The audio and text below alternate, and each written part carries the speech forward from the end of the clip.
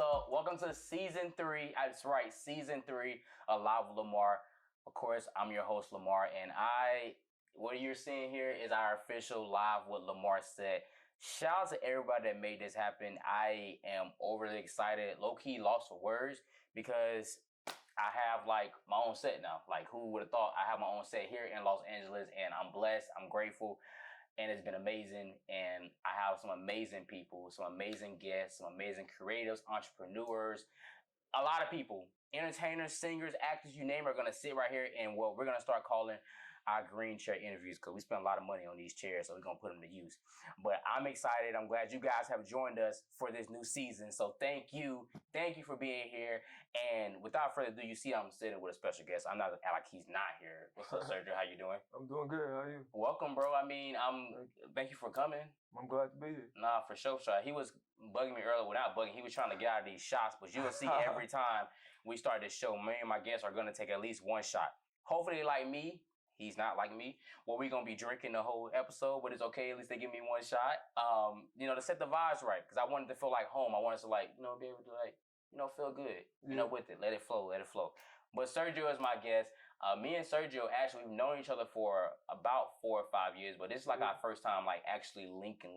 Exactly. Like in person link. We met through my brother Calvin. Exactly. You know what I mean? So my brother Calvin does music out in Atlanta, and that's how I got connected with Siergio. Exactly. And it's been 4 years from our previous show, That Like My Life, where I actually interviewed you on Instagram. And like you told me before we even started this interview, it's like, yo, this is an upgrade. It's a huge upgrade. How you been, bro?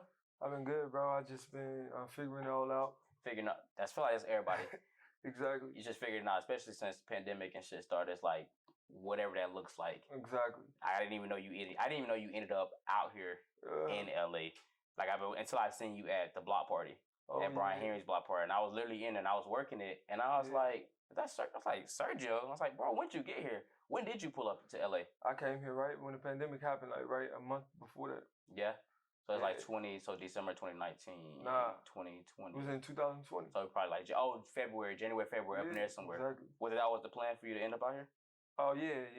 Ever since I was a little kid, I had already told my mom that I wanted to live in California. So when I was in college, I did a lot of back and forth in LA, a lot of recording, a lot of meetings and things like that. So because you're originally from Chicago. Exactly.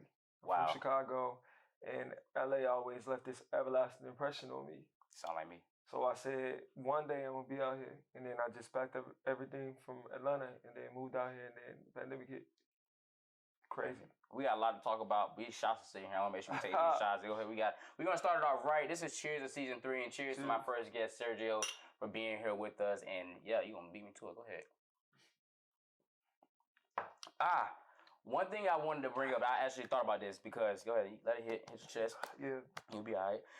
That's that, we ain't gonna name who it is because they ain't paying us yet. But when they get there, we can start naming our sponsors of our liquor who sponsoring it. Any black-owned business out there that have liquor companies, definitely hit up Live with Lamar, because we're definitely trying to show love to our black-owned businesses and liquor, because I love liquor, so hit me up. I'm not an alcoholic, though. Just don't believe nobody. I think I know what that is. You think you know what it is? Okay, we'll find out afterwards and see if you know what it is.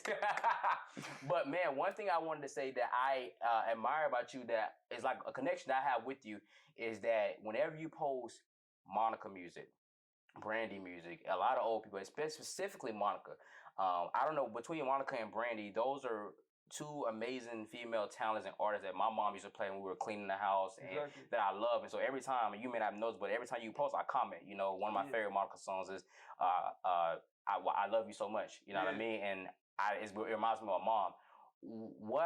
What's your connection to these specific females or this specific generation of artists that have maybe an aspiration against your music ring? Yeah, well, when I was a little kid, I had discovered them when I was just like my mom and them. They was always making us listen to old school music, like really old, like Aretha Franklin, Sam Cooke, Donny Hathaway, and like the Gap Band, all them. Anita Baker. A lot of that was forged upon us, you know what I mean? And then the 90s was going on, but then I was a little kid, so then I heard these voices that stuck with me. And I was just like, yo, I heard Monica and I heard Brandy, and I just like Monica, her approach, and then Brandy's tone. I just felt so connected to it. Yes. And it stuck with me just because it was just influential in my approach with music, just being confident. Yes. And like my tone as well. A lot of people reference my tone and how I approach records. So to me, it was just like they really stuck with me, honestly. Like creating and just becoming an artist in my own right as I got older. You know what I mean? Mm-hmm. So yeah. And it's crazy, I was actually, me and my roommate, we were talking about this, and we were talking about the 40 Club, and this is all the artists and people who grew up with that had to hit the 40 Club, and Monica and Brandon are in that 40 Club, and still looking. Hey, So, y'all amazingly beautiful. You know what I mean? That club, and they have such an impact on music. Those are just vocals and ranges that's like natural singing that really hit. Have you ever like covered any of their music before? Ever thought about? Or is there anything you took specifically from them that you learned to put it within your music? I don't think I ever really covered their music. Really, I sampled one of Monica's songs in one of my bonus tracks on my last album. Dope. But probably like what I took from a lot from Brandy, like just creating the way she layer and she stack in her arrangements. I learned a lot about arranging as a young kid when Full Moon came out. I was really inspired by that.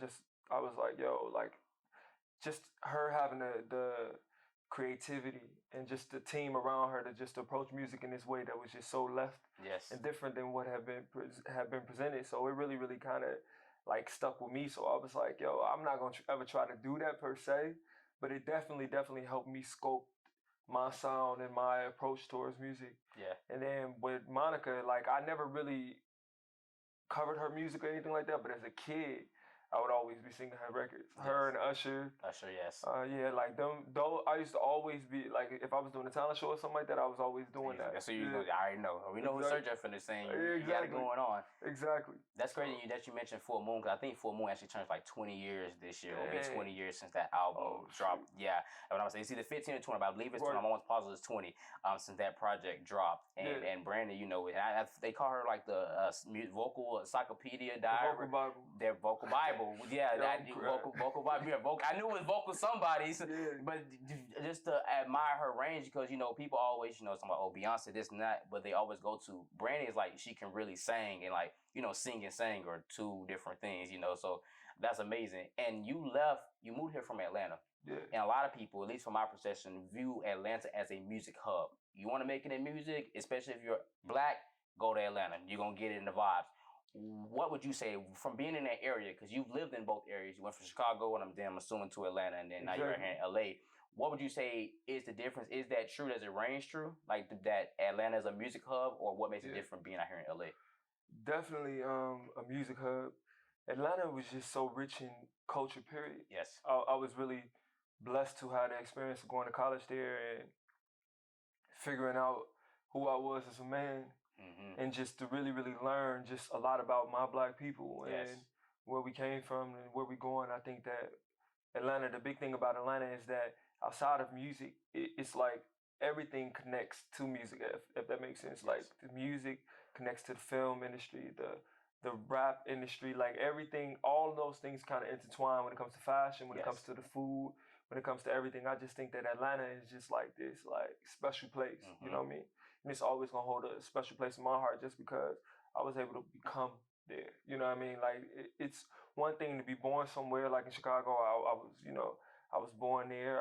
I learned a lot of different things, but I became in Atlanta. So I'm forever indebted to that situation. And moving here to LA, I have an odd look of LA because I ain't really got a chance to experience it. But I'm really inspired here. Yeah. I think that's the difference between here and there. I feel way more inspired here. I can co-sign. I feel a little bit more charged up here just because. Atlanta, it felt a little, I won't say that it felt safe, but it felt safe. Almost comfortable. Exactly. Like, out here, you feel challenged every day. Exactly. Somebody's always doing a lot. I say that all the time with my roommate. My roommate works hard every day. And so every day, if he's doing something, I'm like, I could be working hard too. But if he's doing, I'm like, dang, man, I need to do more. Or like, or damn, that gave me some creative juices. They give me creative flow. So I'm constantly in a creative space. And I feel like LA produces that where you just constantly feel motivated. You always have a new idea. You never feel stagnant. It's never like you hit a plateau. Like you keep going. To be honest with you, when I was visiting here, trying to figure out if I was gonna make the move for sure. Like I was really out here for like back and forth from like September until December. Yeah. And I went back there to like back and forth to Atlanta, and I was inspired so much. That's what kind of propelled me to finish my album because of my experiences that I was having here and the feelings that I was feeling here, the vibrations. That's why when I was a kid and I told my mom that I wanted to move here to Cali, it was always something that kind of sparked some kind of difference in me than other places. I've traveled the world, to be honest with you. I've been different countries, different continents. I've been in different cities, but it's something about Los Angeles that really, really kind of brings the best out of me. So I'm happy to be here, and I'm happy for the special place that Atlanta has in my heart, and Chicago. You know what I mean? That's the home Absolutely. team. Shout out to Shy. Yeah, definitely molded me to be like, you know what I mean, street smart. Yes. You know what I mean, intelligent in the books. It's just a dope place too. Yes. And you're graduated from Clark. Exactly, Right? Clark So shout out to University. Clark. Shout out to Clark. Shout out to HBCU. So that's an amazing thing. And you mentioned something that just kind of hit. So what was the moment that you, if you can relate to that time you were visiting here, you were trying to decide what was that specific time you was like, you know what, I'm moving here. Like, forget everything. Like, I'm gonna make it happen. Like, this is it. Was there a specific moment, time, location, event that you were at that just kind of like clicked? You know, yeah, low key, and I think you probably been there before. Whatever. I think that it wasn't specifically what the event was. It was like karaoke night at Station. Station. It's down in Hollywood. It's Hollywood. I know exactly what it is. I can't think of it off the top of my head, but yes. It was like an event or whatever, and there was so many people that I was meeting, and I was pushing myself to kind of like network and just vibe with different people.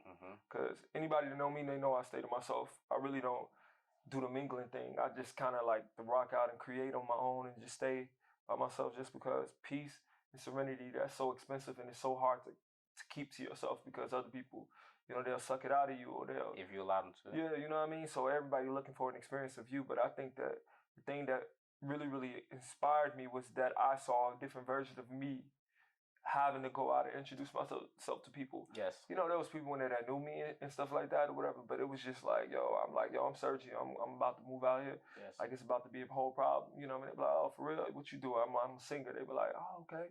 You know what I mean? I do this, I do that. And it was just different just because I never really had to do that in Atlanta. In Atlanta, I walked into a room and they was like, oh, what's up? Yes, what's up? Welcome back. You know what I mean? Like, so it was different. But out here, it was like everybody out here doing it. Everybody trying to get somewhere. And I like that feeling of me being like, you know what, I'm going to figure this out, even if I had to lose my team in Atlanta, if I had to lose everything that I knew, I'm going to be out here. And I left from that event, and I just basically kept coming out here looking for apartments. And yeah. So, and it's crazy you said it because, you know, even with me, I moved out here in the middle of the pandemic, but like the second year of the pandemic. Oh, yeah. Moved out here at the beginning of the pandemic. Was that a calculated process, or did you already know you were gonna move, or was it like, you know what, I'm gonna pack my bag and just pack my car and just come? Was it like calculated, like you knew an exact date you were coming out here? No, honestly, I have a real strong connection with God. You know what I mean? Like, and it was September 1st. I had told myself, I said on the last day of September, that God, I need you to reveal to me that I need to make this move or not. Because I had already been saying I want to do it for years. So I prayed on it, and then I said, like, just give me a sign, give me a reason. And I met up with one of my friends. Her name is Tamika. Shout out to Mecca. I love her. Yes. And I was just meeting up with her just to check on her. Just, you know, she was going through some things, whatever. And I try to be that type of person for people. Like, you know what I mean? If they going through anything like that, I try to be the avenue or the voice of reason, or person to pull them up. And as we were leaving, and she was thanking me for my time, whatever. And she was like, I don't know what you're thinking about doing, or whatever is on your mind or on your heart, whatever. The answer is yes. Promise you.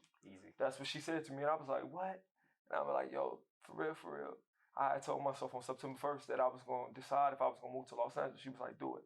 Pack up your bags. She was like, you don't even got to take your furniture. You just pack your car. If you put whatever you can put in there, whatever, you can come back and get it. And I was like, dang, that's crazy. Yes. Then I had went to LA maybe a week or so after that, just to come out here and vibe out and just, you know, catch a vibe, catch the feeling. And yeah, it was a wrap. And I knew I was going to be here. So I knew my lease was about to be up on my birthday, January the 2nd. Yes. And then I had already been in and out trying to find a place, which was hell. But I did it, and I made it happen. And then, yeah. See, that's the beautiful thing about LA. You really can make it out here if you just have the drive and you just come out here. Like, only way you can fall flat on your face, through my experience, I've only been out here for a year and a couple of days, is that you just don't do anything. Yeah. The connections are here, the people are here, the love is here. You just have to be full throttle and throw it in there as you did. And, you know, my journey was similar to yours. I sold all my furniture, pack my car where I could pack it with. Yeah. Drove across country, my little Nissan, and ended up out here. And it's amazing. You know what I mean? And the pandemic taught us so many different lessons. You know, it really taught us things that we probably never really tapped into. What would you say were some of your biggest lessons when the pandemic first kicked off?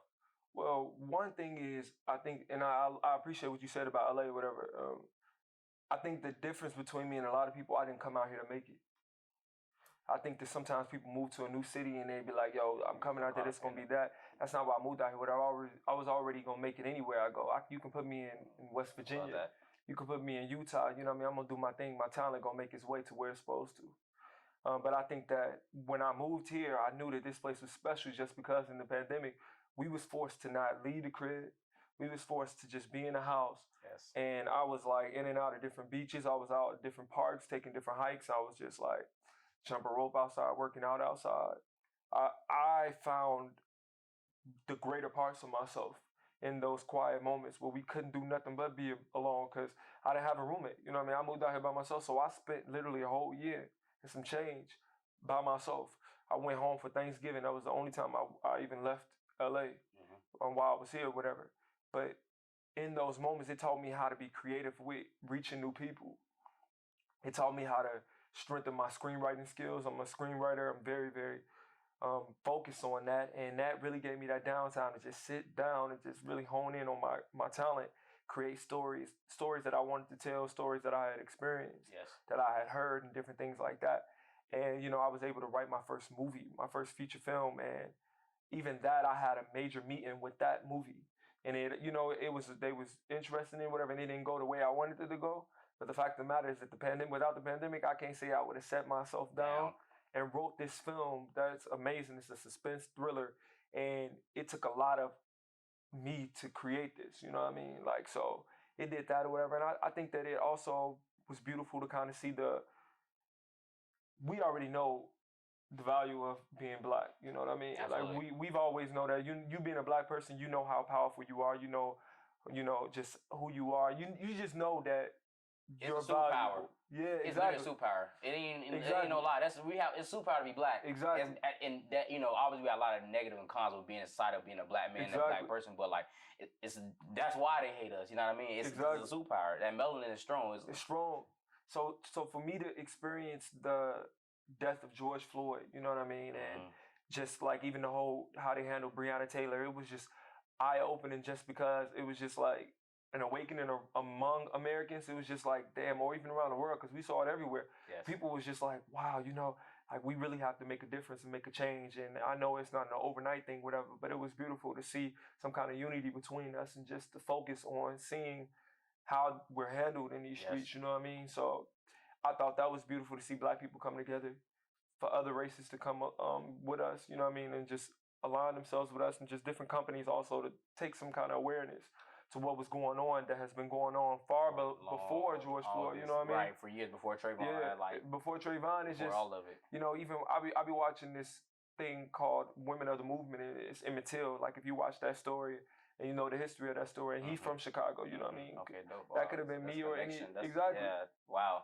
So just watching that and just knowing that same thing is still happening, how they try to cover it up and how they move with that. But, in the pandemic, it was a good look to see some kind of, change, even though it wasn't full change, you know what I mean? Some kind of effect. Him losing his life, whatever, definitely urged people to kind of like take a double look at how they were maneuvering and how they was handling us and just seeing us. So, yeah.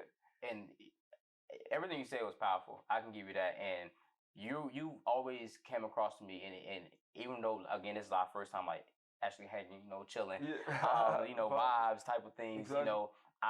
We've watched each other, I think, very closely. We we feel like we know each other. We have a connection. We have a mutual interest, things of that nature. And one thing I say is your genuineness and your love and how you maneuver is, I can tell that you mean that. I don't sense no fakeness in whether it's your Twitter, whether it's your Instagram, whether it's your Snapchat, whether it's us having a conversation, it's very genuine. Yeah. And you have this new thing you've been doing called Siergio's Lessons. And it's like all your different tweets and different powerful statements and things. What is Siergio's Lessons, and what prompted you to start that?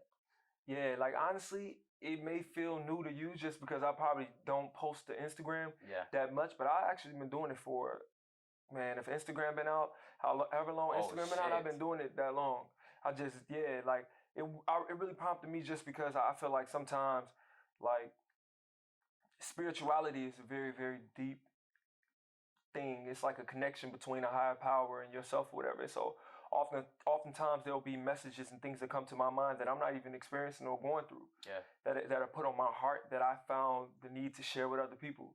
Maybe it's not helping me get through, but maybe it'll eventually help me get through or help somebody else get through, or somebody that you may know get through.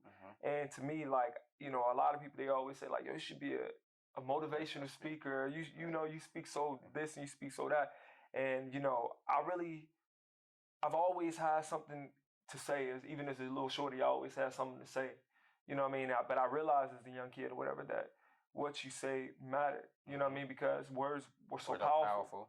So I had to unlearn the idea of like, well, I had to embrace the idea that my tongue was powerful. You know what I mean? Like the things that come out of my mouth were very powerful. Into the universe. So I wasn't always this enlightened in terms of using that to the best of my abilities.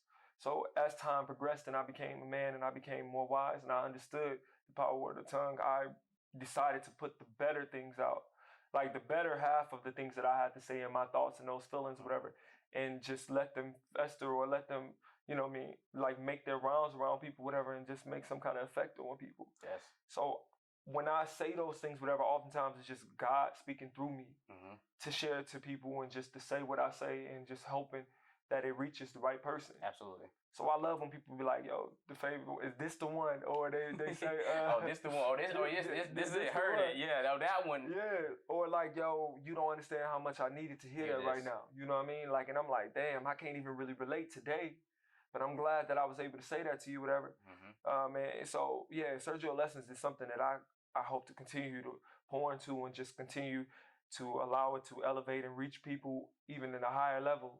And just it's my way of like making a difference. Yes. Even if it's just a small nugget, just making a difference. Because everything counts, you know what I mean? You never know who's being impacted by what you're doing, and even within that, you know, and a lot of you guys that, you know, have your feed, you know, you may control what you put on your feed.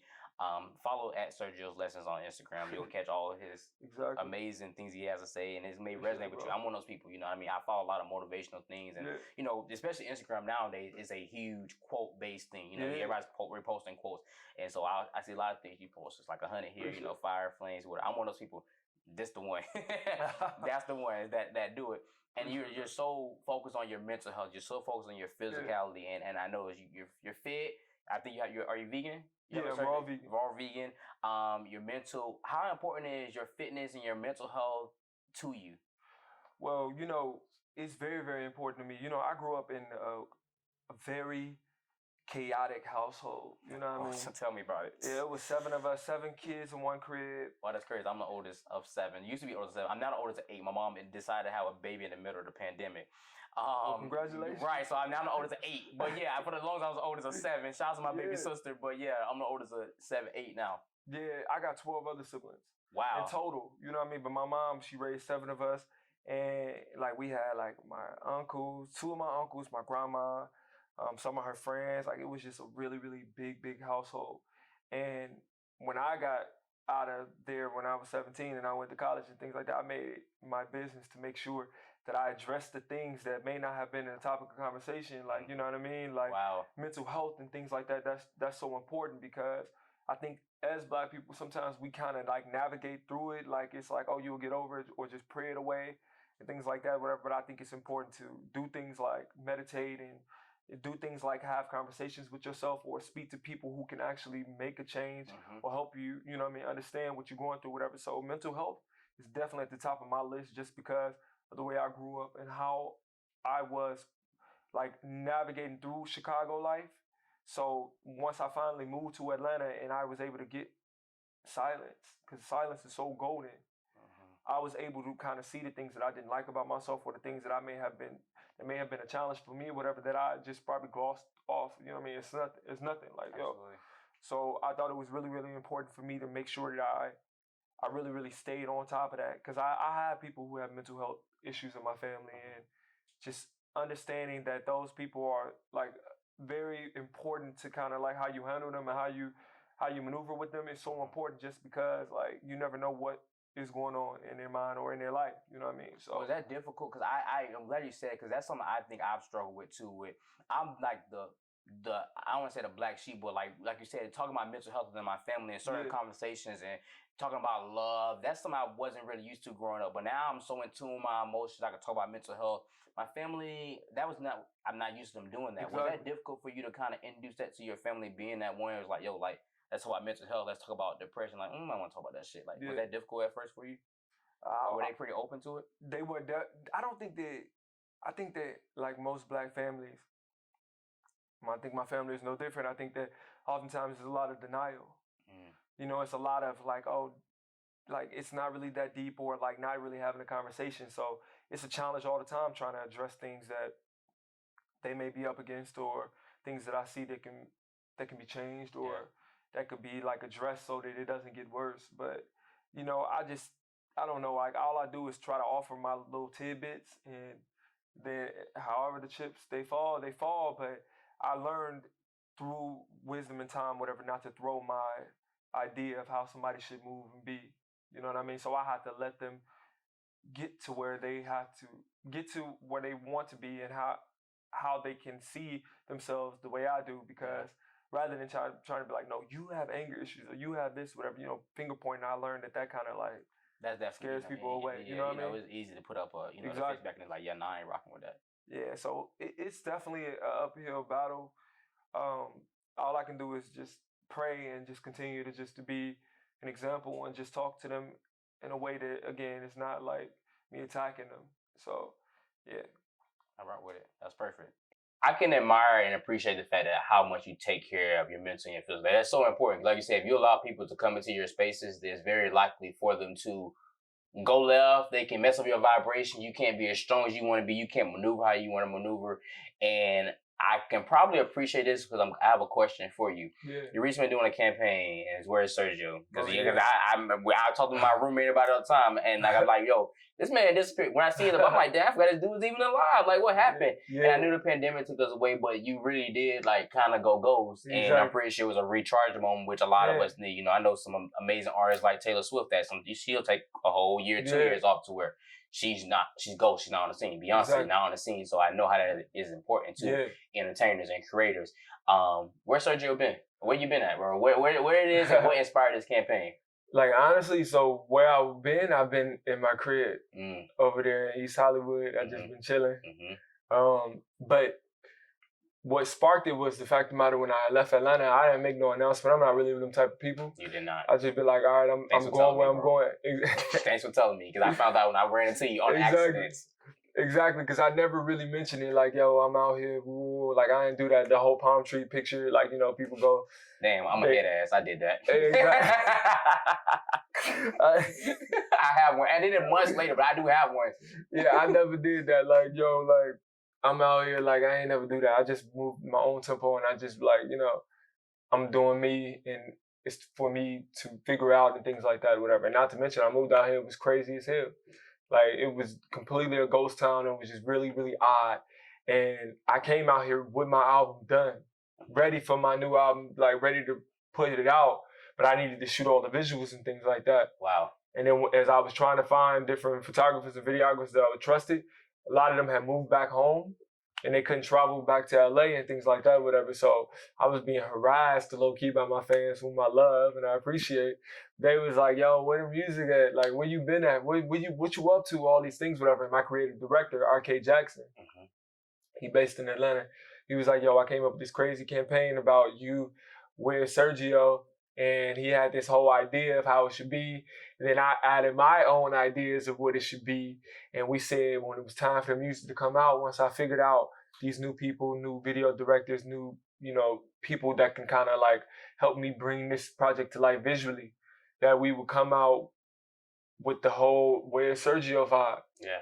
And I came out with it, and it caused a little bit of ruckus. Yeah, absolutely. And we didn't even get to finish the whole campaign because, like, you know, the first thing we brought out was the Where's Siergio. It was just like this really weird thing because I hadn't been posting on social media and nothing like that for a long time. You know what I mean? So nobody really was like, everybody was like, wait, what's going on? Then some of my fans was posting this weird Siergio, like the little music thing, you know, the guy that's on the thing. Oh yeah, yes. And then they was posting the missing thing. Because you've been gone. But the missing thing was really, really what upset a lot of people. To be honest, they thought you really was missing. They reported my Instagram page. Yeah, like my Instagram page got like locked for 5 days because they were saying I was being insensitive to people who were actually disappearing and things like that, whatever. But that wasn't my intent by any means, because I actually understand people. You know, they disappear all the time. They get kidnapped. A lot of different things can go on, or whatever. But you know, I'm not the first person to do the whole where is, because where's Waldo is the thing that exists. Absolutely. A lot of people do the whole, like, you know what I mean, clues, find this and find that or whatever. So I didn't think that it was going to be that deep, whatever. But it did cause us to just kind of like end it and dead it. It caused enough conversation, you know what I mean? My family was getting calls like, yo, is he all right? Like, where's Serge? Or like my fans was like, yo, my friends and my family been hitting me up. Like everybody, it just started circulating far beyond I really wanted it to. Yes. But it got the conversation started. And it got this new era kicked off. It got everybody understanding that I wasn't coming back softly. I wasn't coming back on some, you know what I mean, low-key vibes. I was coming back strong, and I was coming back better than ever. So it did its job. No, as it should. And now you have your new single that is out.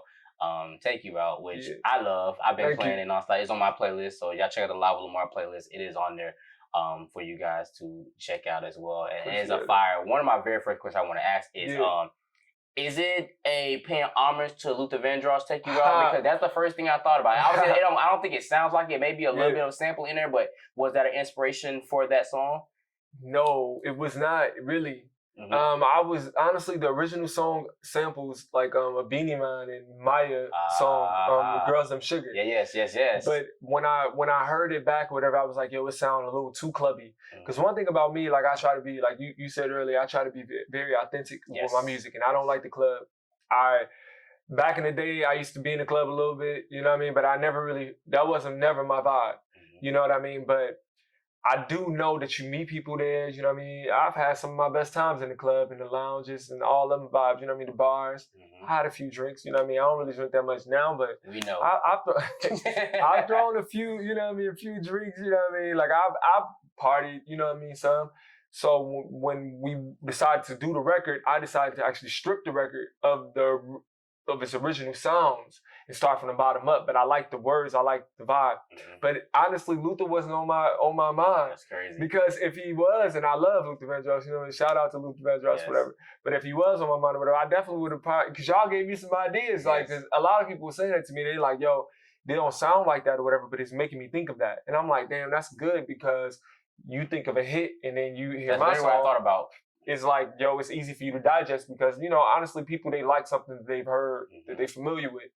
So, you know, that wasn't the vibe at all. And I specifically made sure that I didn't listen to anybody else's song when I was doing it. That's why I stripped the Beanie Man and Maya sample from away from it. Because I was just thinking in my mind, when I created the record, I was just thinking like, we don't really go on dates no more. Like, you know what I mean? Like, doing this day and age, whatever, my social media, you see my social media and the vibes, my DMs be... Oh, we gonna get to that. Oh, don't worry. They be thick, you know what I mean? So it ain't nothing for me. Like, all I gotta do is hit a soft reply like, bet, send the addy. I can do all that or whatever without even going the whole date, the movies, the bar, the club. I don't have to spend nothing, to be honest with you. And that's not even me being arrogant. It's just the times, you know what I mean? People, what you doing, big kid? Like, all that energy is really real. People know what they want, you know what I mean? If they want to get to it, they get to it. But I just thought in my mind or whatever, it was just important for me to kind of just bring back that essence of just going out and just figuring it out with someone and just catching a wave and the vibe, different places. You know what I mean? And it's crazy because when I created this song, it wasn't the pandemic, but one of the lines in the song, I say, I don't want to stay at home. And, you know, we was all forced into the stay-at-home order. So now I'm hoping in 2022 that the pandemic lightens up a little bit or whatever, that I can have everybody going out to the club, the bar, restaurants, the movies, wherever, bowling, pool, whatever, do your thing, you know what I mean? Like, I just want people to get out, get back social, and just get back to us just living like, you know what I mean, normal citizens. So I just wanted to come out on this first record fun.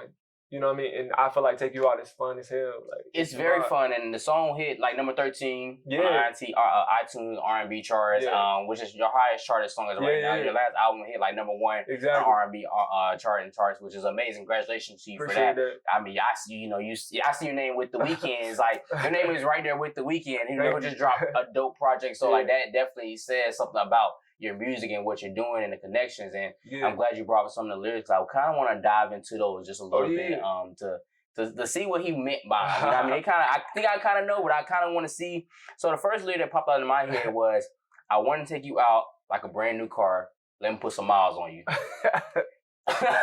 What that mean? Because in my head, I'm thinking, I'm gonna tell you what I think it means. Okay, what you think? What I think it means, I'm thinking, let me show you the world. Let me show you some experiences. Let me do some things that somebody else may not have done for you. Let me, like a car, because a brand new car, you road trip, you taking it around, you putting some age on it. You getting accustomed to the road. So that's how that line popped out of my head. Well, what does it actually honestly mean? You right there in it. See, you know what I mean? I'm good at what I do.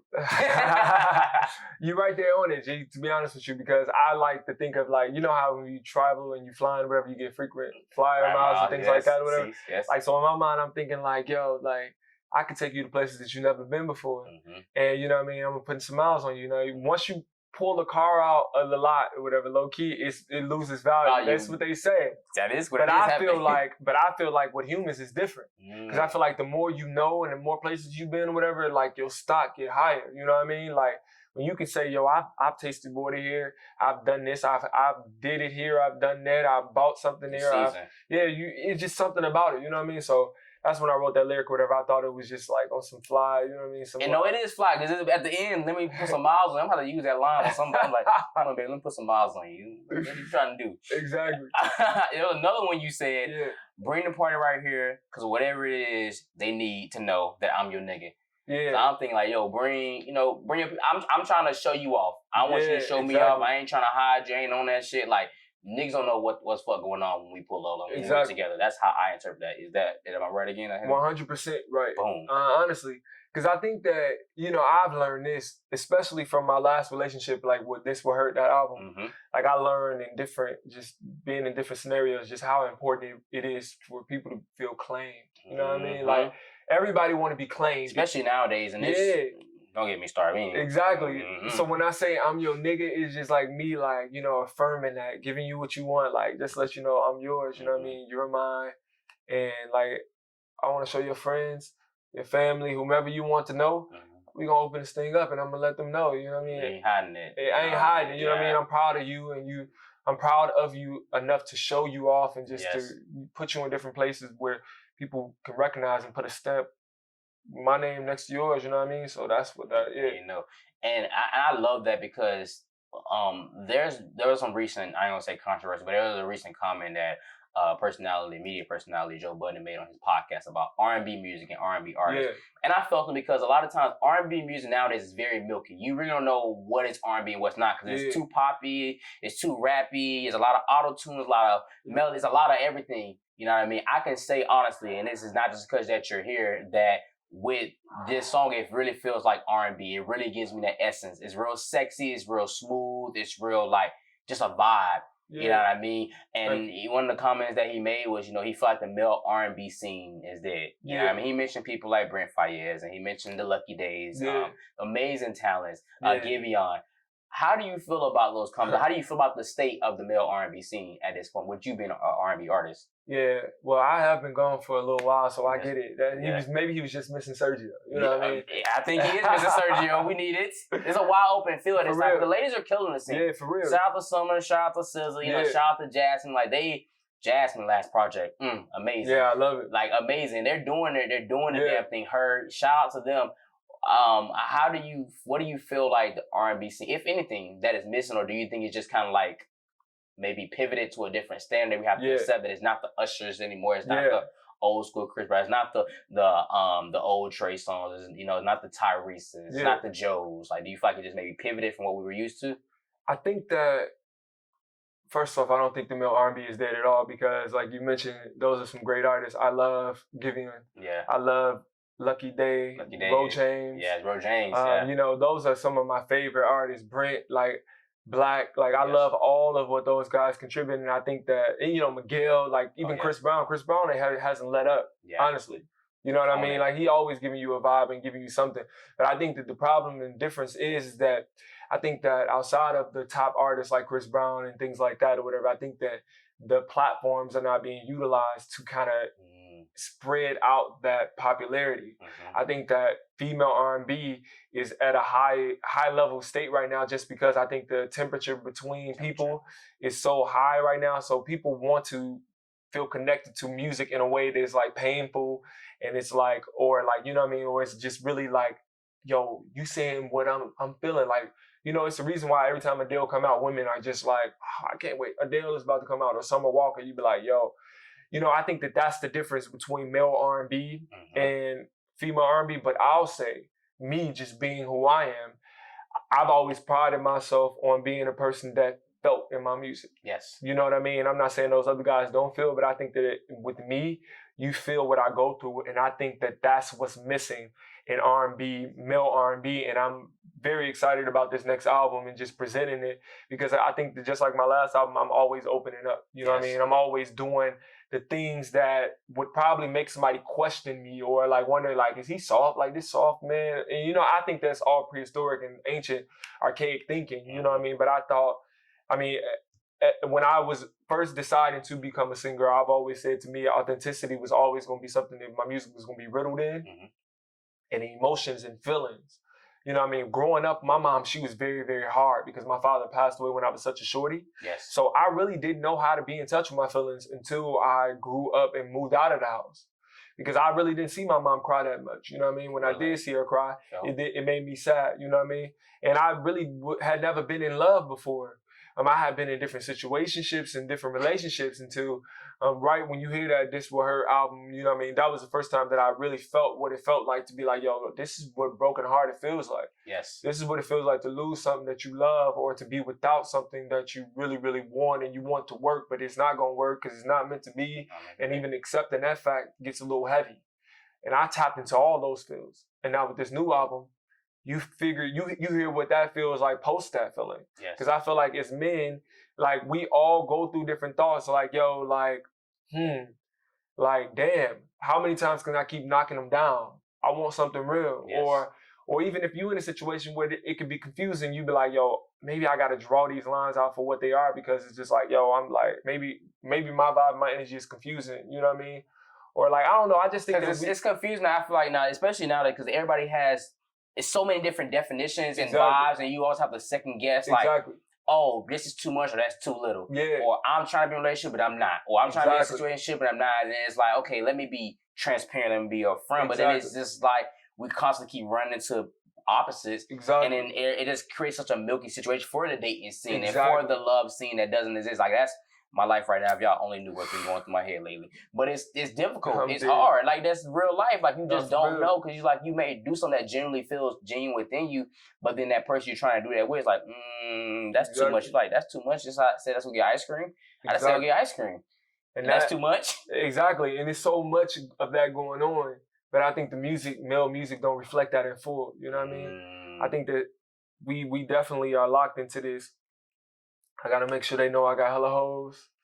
I gotta lock into this idea that I got hella money. And not all of them, you know what I mean? I'm just saying, but I think that the emotions, and I think that they missing the male, they just missing that male, like, sensitivity.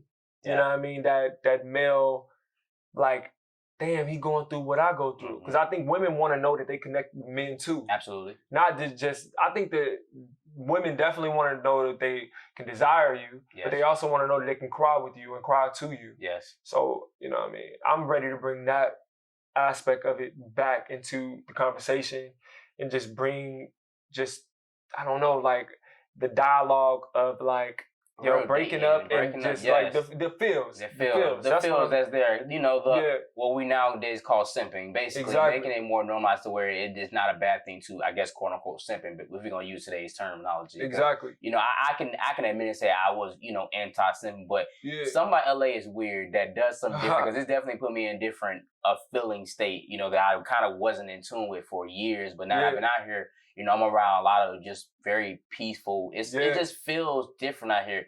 And so it got me like thinking about love and relationships and things that I was like, Nah, don't run from it. And you gotta run towards it. See, fuck that. Nah, you gotta. Because that's the thing. Like, the thing is, like, we are all going to one day leave this earth. Yes. You know what I mean? Our legacy is all compacted of all our experiences. And the thing is, for me, it's so important to make sure that I hurt, I smiled, you know what I mean? I cried, I was happy as hell. I was just, you know, sometimes lonely. Yeah. Loneliness is one of the things I think that LA will definitely let you know that it's a real thing. Because they say it's the loneliest city, and I think I agree. You know what I mean? Because in a lot of ways, even though you're around a lot of people who are doing the same things that you're doing, there's a lot of ego and like, yo, everything is good with me. You know what I mean? I'm straight, I'm Gucci. You know what I mean? Woo, woo. Are you really? But you're really not. You know what I mean? So I think that it's important as a creative. Even I can say that to you. Like, you know what I mean? That you put content out there that people can connect to and be like, yo, I experienced that too. Because we all trying to get through it, but we got to get through it together. Yes. You know what I mean? So yeah. Your music, the song, like you said, it hits all that. We already talked about, you know, how genuine you are, and I can tell about even the issues that you are passionate about. You know, we talk about being black and the power of being black, and this video, the Take You Out video, had a beautiful black woman, very beautiful black woman, and you know, especially in the industry, that is something that's, you know, that feels like, you know, that is always just a light skinned woman, and we love all of our women, you know, of course, but you know, it's sometimes I feel like our darker skinned women aren't praised, but you literally, like, this woman was beautiful. I mean, she has the richest dark melanin skin, was just flowing. Like, how important is it to you to just represent the black woman, no matter the shade of, but the black woman in your music and in your videos? Oh yeah, it was so important to me. You know what I mean? Like, when I was doing the casting for this video, like, I had hit up an agent and they had sent me a long list of girls. You know what I mean? And a lot of them was racially ambiguous. It was just a lot of different things, whatever. But what was important to me for this specifically visually, this project, was for me to make sure that I had women that look like the women in my family. You know what I mean? Women that look like the women I went to college with, women that I've dated. You know what I mean? Like, I just wanted to make sure that it was really, really put out into this idea that a woman can be beautiful in different ways and different shades and different things like that. So it wasn't even necessarily her skin that made me so captivated. It was really, really just looking at her, and I saw something within her, like her pictures. So rich. Yeah, shout out to Goddess. I really was just like, yo, like, it's something about her that looks like women, black women. You know what I mean? Like, this whole project, you'll see visually, like, I've shot a lot of different things. I've shot a lot of different trailers, shot some more music videos, and they women that look like women that you see everywhere, you know what I mean? Not just like on Love and Hip Hop or like on the reality TV shows and things like that, whatever. It was really important to me to make sure that it was authentic women, and that it was nothing for clout, or it wasn't nothing to try to get attention or anything like that, whatever. It was genuine. You felt the connection when you walked into the room. And when we shot the video, it was a one-day shoot. It was such a vibe. It's such a situation. You know, the concept was kind of a play off of me. I love Queen and Slim. Okay. I love cinematography. I love, you know, shout out to the director and just everything about it in terms of blackness and black love. I love that tale, you know what I mean? Yes. So it was important for me to just kind of get my take at it. So me and her, we locked in. As soon as we saw each other, we was just vibing, and she was just such a calm spirit. And she was like, I love your vibe. You just so chill. I can't believe that you're running the show and you're behind the camera and all those things. I'm like, yeah. I'm like, I got to do it. She was like, I respect it. I said, because by any means necessary. Yes. And I told her I moved out here and I lost my team when I moved out here.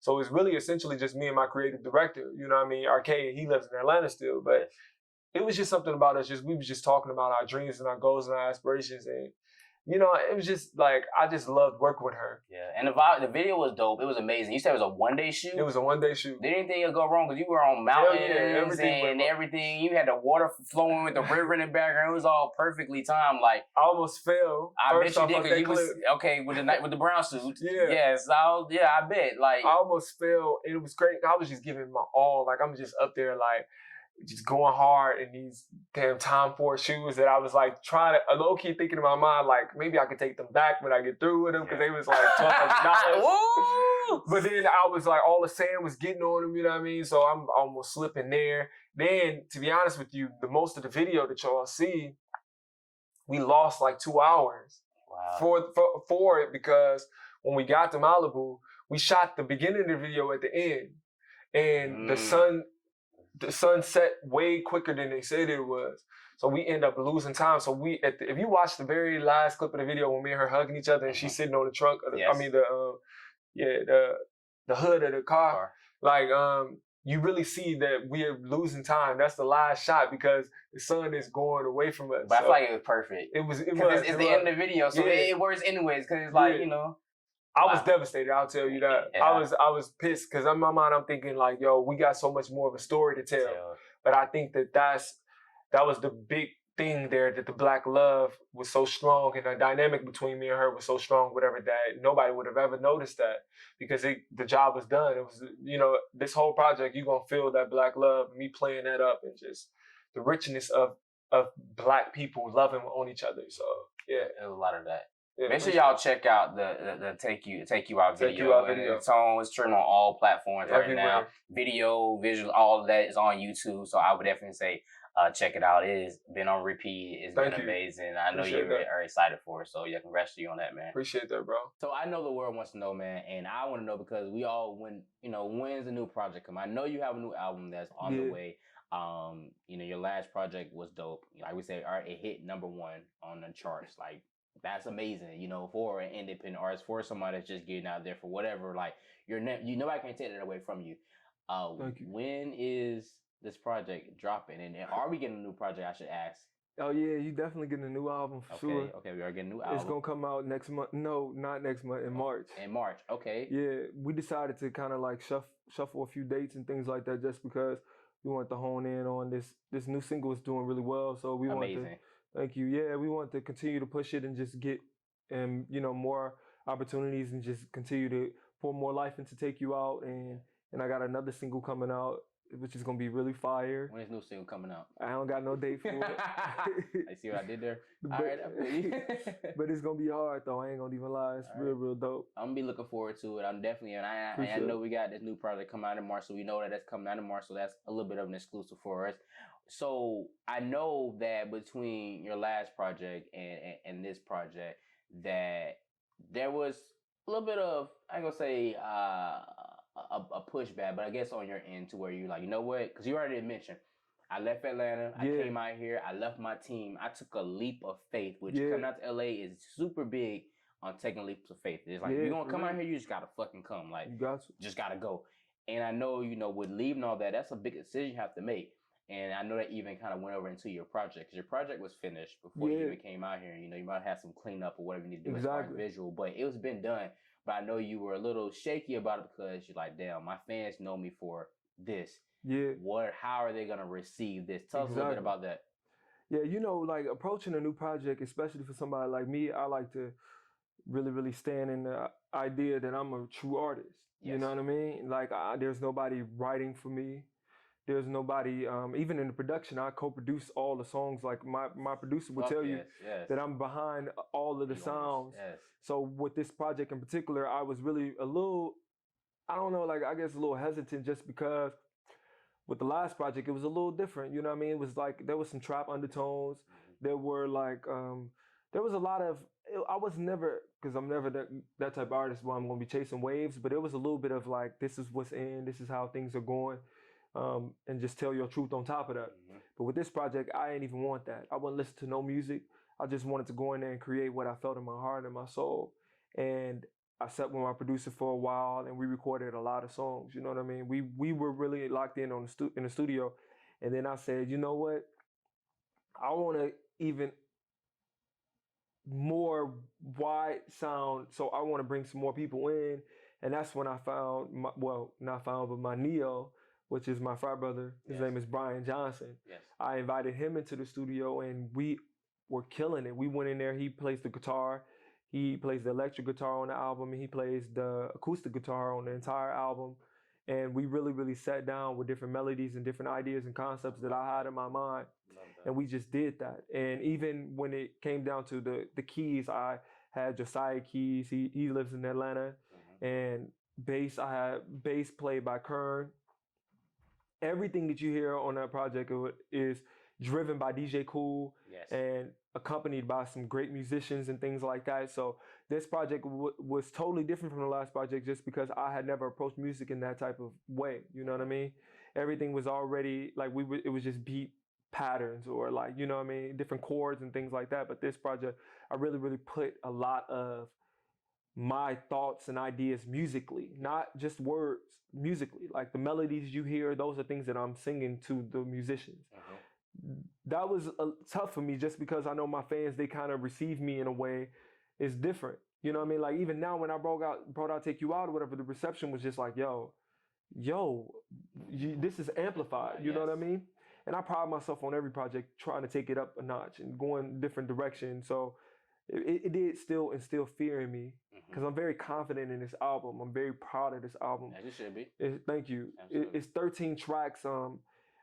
And it's really a project that really showcases me figuring all things out. You know what I mean? Like I mentioned earlier, situationships or even being locked in the situation where it was just like, I'm like, yo, I'm a side nigga, and I didn't even know I was a side nigga. We all side niggas, and we know we side niggas. Exactly. I'm a side nigga, and I don't know I'm a side nigga right now. Exactly. You see what I'm saying? So, I know I am, but I don't know it. So I touched on different topics that I had never touched on before as well. So I was just like, yo, are they gonna love this? Are they gonna receive it?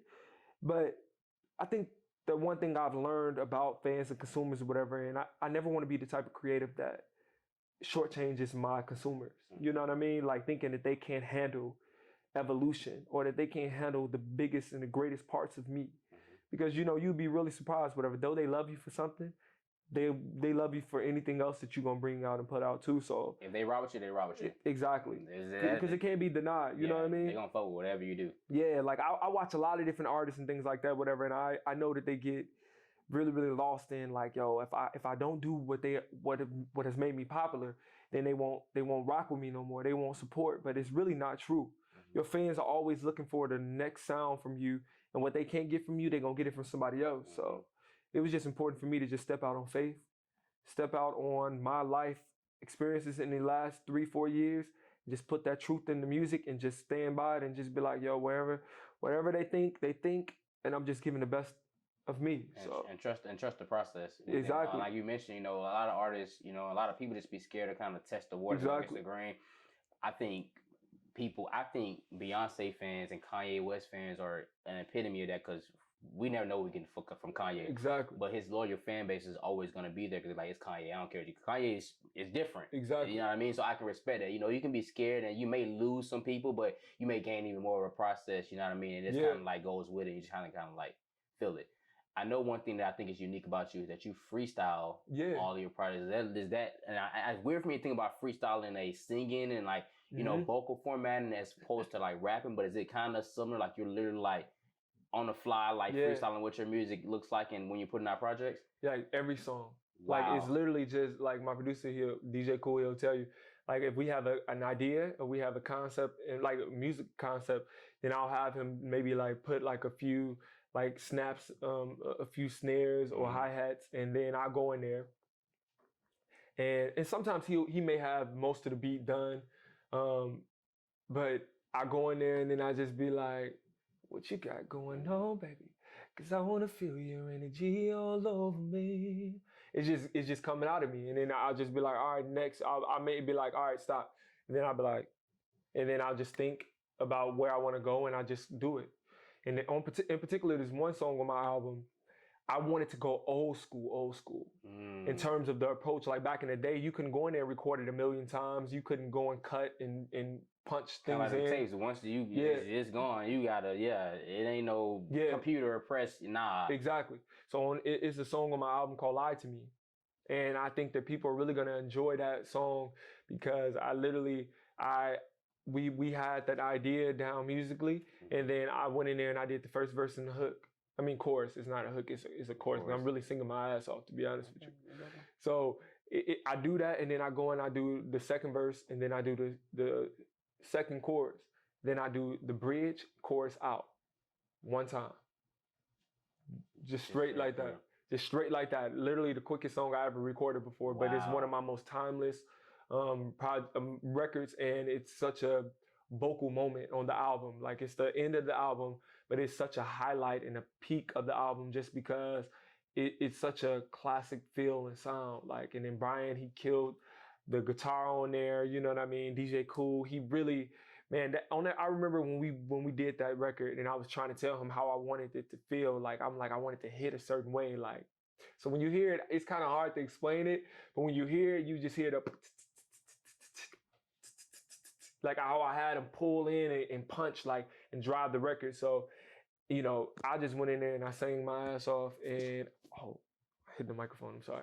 Yeah, bro. Nah, I went in there and I just really gave my all. So yeah, that's how I do my music. I've always found that my better work come from me not penning nothing, but more so just going in there and just recording it. Yes. But with this project, I did go re-record some verses and things that maybe I didn't like. You know, maybe I had forgot I felt a way, or maybe I feel differently about something that I didn't remember that I felt when I first created it. Yes. So I just, you know, redid it, but it's all freestyled. Like Jay-Z. And I learned that it was so crazy. The reason why I started doing this is because I was watching the Jay-Z interview. I think it was doing the Black album. Huge Jay-Z fan. Huge Drake fan.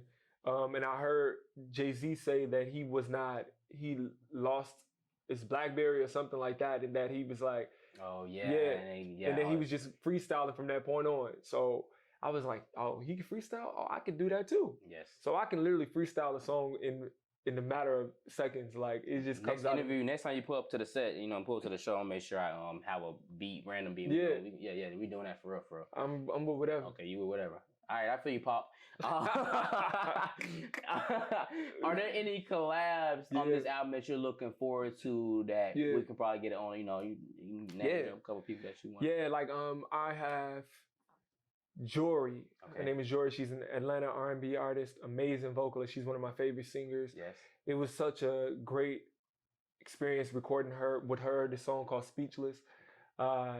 It's a duet. It's one of those ones that you feel like, yo, it just got this classic feel to it in terms of like, you know, I don't think that there's a lot of male and female duets anymore.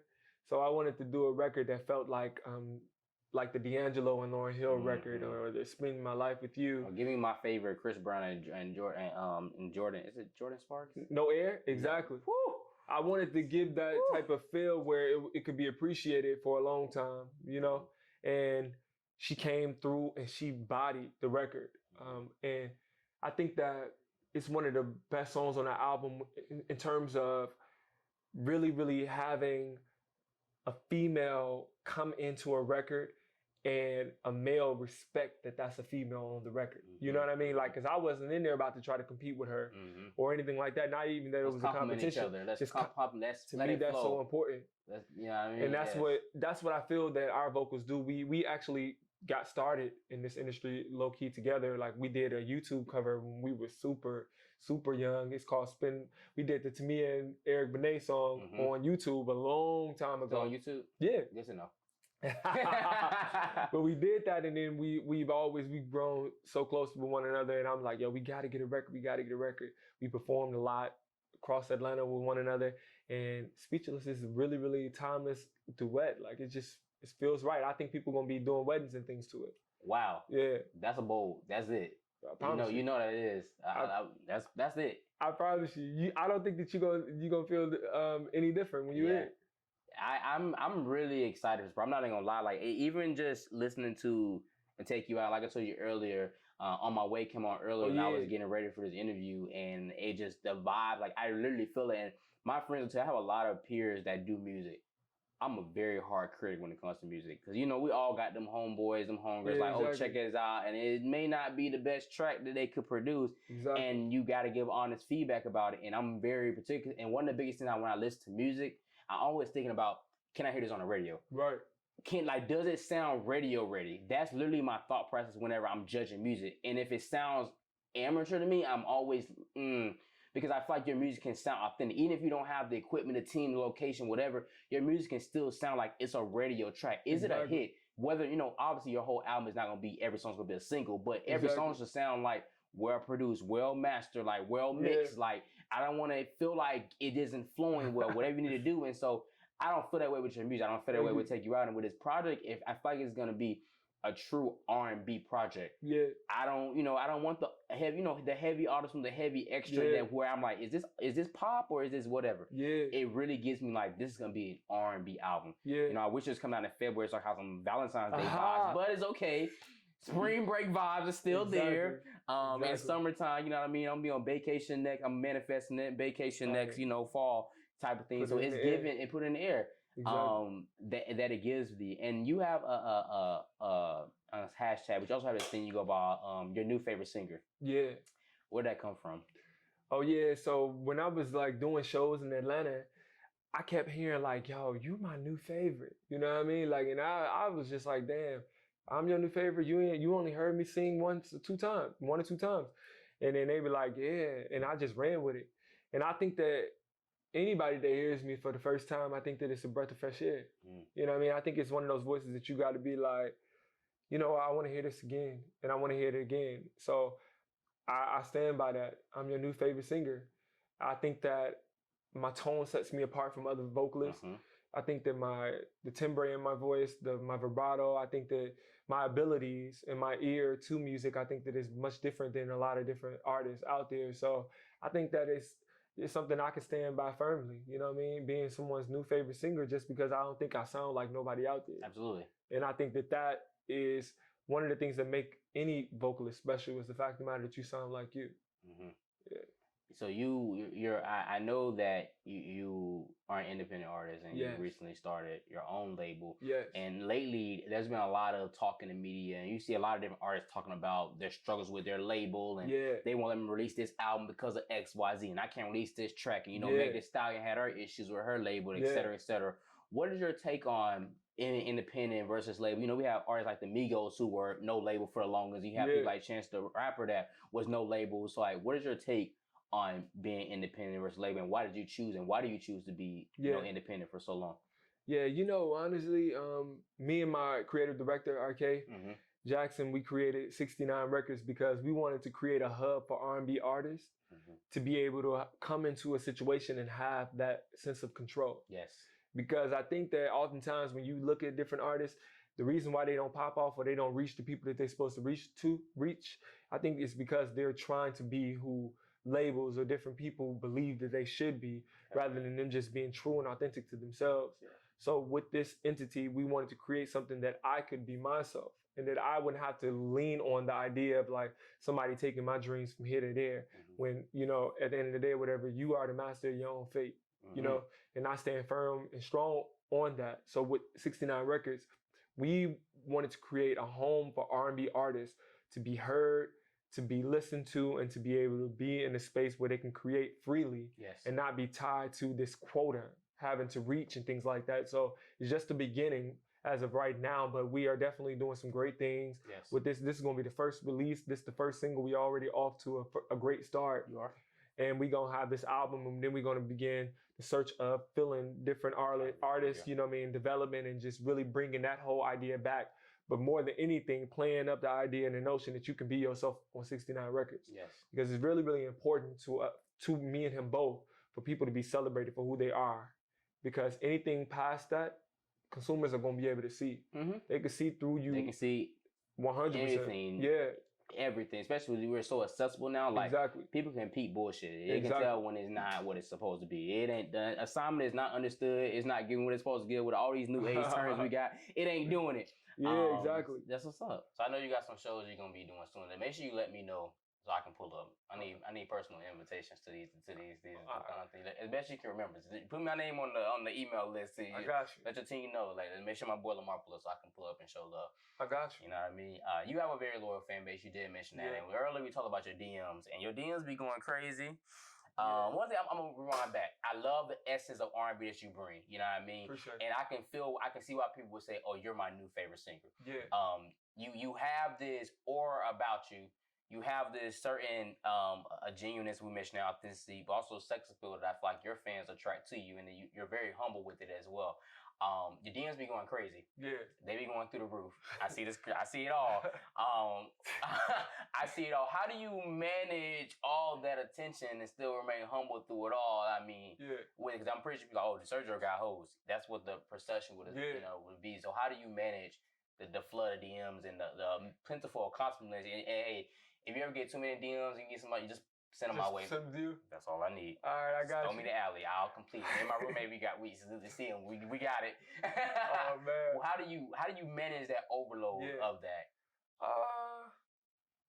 I just. You got juice, bro. Yeah. Yes. And you can't deny it. I just be like laughing at it, honestly. Yes. Cause like I don't know. Cause sometimes it could be like I don't really be posting the crazy ones. You know what I mean? Like the pictures. Damn, that's crazy. Oh, because I be seeing some crazy ones. So if I ain't even seeing the crazy, I can only imagine what it goes from. Yeah, like the crazy ones. Like when people be sending me pictures and videos, and like they be sending me unsolicited things all the time. This way. And we're talking Snapchat, Facebook, Instagram. Not Facebook. That's a family platform. Yeah, Twitter, like literally everyone. Not TikTok yet. It hasn't happened yet. As you know yet. Not yet, but the rest of them, like honestly, like I don't know. I just be like, all right, I be laughing to be honest with you. And sometimes I play with them, like when somebody was like, when I was lifting my shirt up, showing my abs, and somebody was like, "What it smell like?" And I was like, Givenchy. Yeah, Givenchy. I remember that one. Yes. I just be playing sometimes, you know what I mean? But I don't. People in relationships, talking about you gonna make. Oh yeah, some woman told me that she was gonna leave her. She was thinking about leaving her husband because all she think about is me, and I'm just like, well, I don't want to. So you didn't make that life-changing decision because of me. I'm all probably on the other side of the world. I don't even know where you live at. But no, I appreciate the love. I think that like any artist, I think every artist get some kind of attention. You know what I mean? Like, and I don't know if I put the energy out to get this attention like this, but they say I do, but I don't think I do because honestly, I could. No, if you think not intentional. If you think that I do now, then watch what was really about to happen. I think it unintentionally happens. Oh, okay, exactly. This is the aura you set. I think it's a part of your brand, but not maybe intentionally. It just happens. Yeah, I definitely think that there is like, you know what I mean, like, and this is not me, big-headed type vibe. Like, I think that this is me just being who I am, and I think that it definitely exudes this level of like temptation or like desire or like, I wonder what that's like. And people want to experience that and things like that, whatever. So I don't take it lightly, but I just hope those people buy my album. Yes. My singles. Yes. Listen my to merch. Yes. Everything that I do. We got merch coming soon? Yeah, I got merch coming. I got all the vibes coming. Yes. So I hope that they'll continue to do that. But more than anything, whatever, I just hope they continue to tune in because I'm more than just a singer. I'm more than a screenwriter. I'm more than a producer. I'm more than a director. I'm a good person. Yes. And I hope that stands above my sexual appeal and, my... Just all the things that I am. But I appreciate it. I can tell you this. I think it fits. Like it definitely, it's not about being this, that, or that, like cheating, whatever. Like but I feel like it's supposed to be that. You know what I mean? Like we're both Greek, and I think when it comes to, I always use them as an example with AKs. My favorite thing when I see AKs strolling is when they are the epitome of an AK. Yeah. When you're strolling like I'm that bitch, or no offense to y'all, I love y'all. But when you're like, I feel like how you should be. Exactly. And so I rock with it. I love the pretty girls. Shout out to AK. Shout out to y'all. I feel that. So the aura you present, I think, is amazing and dope within. And then your aura here has been amazing. Thank you, my brother, for being my guest. Absolutely, bro. It's an honor. You were the first guest to sit in the green chair. You know what I mean? The first one to taste the good old liquor that you barely taste. You know what I mean? But we're not gonna hold it against him too much. But he has a new project out. I mean, a new single out right now. Project is on the way. Take you out. Let the people know how they can follow and keep up with you and everything else you have on the rest of your journey. Yeah, you can follow me on Twitter and Instagram at Siergio. That's Siergio. That's two I's. Exactly. TikTok, Siergio with 2 I's. Yes. EYES, but definitely Siergio with 2 I's. And Snapchat, I don't know if I want to give y'all my Snapchat because it get a little dirty, but Swerve X Swerve. We're going to put out there anyways. If you caught that, you caught it. Nah, for real, dog. Yeah, follow Siergio Lessons because I'm always trying to put a gem out there for somebody to be inspired by. And I appreciate being here with you. Thank you, bro. And, being the first person to sit in the green chair. Yes, green chair interviews. We live. And just to be able to share this moment of camaraderie, you know what I mean, with you and just... thank you for showcasing my talent and what I have to offer to the world, man. I'm just proud of everything that you're doing. Appreciate you, brother. And you just got to keep going and you keep flowing. Ain't no stopping. And you get it. You know we got to. Exactly. Y'all know me. We always gonna keep it live. We always gonna be lit. We always on occasion. I'm always have somebody amazing here, and I appreciate Siergio. I appreciate you guys for tuning in for the season 3 premiere live with Lamar. This is only the beginning. Subscribe to me, follow me at Lamar Robinson TV every single place. Lamar Robinson TV. We just got official on YouTube, so we now have the official URL. So it's not a lie. So shout out to y'all. Appreciate y'all. Appreciate you, my brother. Appreciate you, bro. And with that, I'll be there at 30. I don't wanna hear excuses from you. Ooh, no. Can I take you out tonight? To the bar, to the club. I wanna take you out tonight.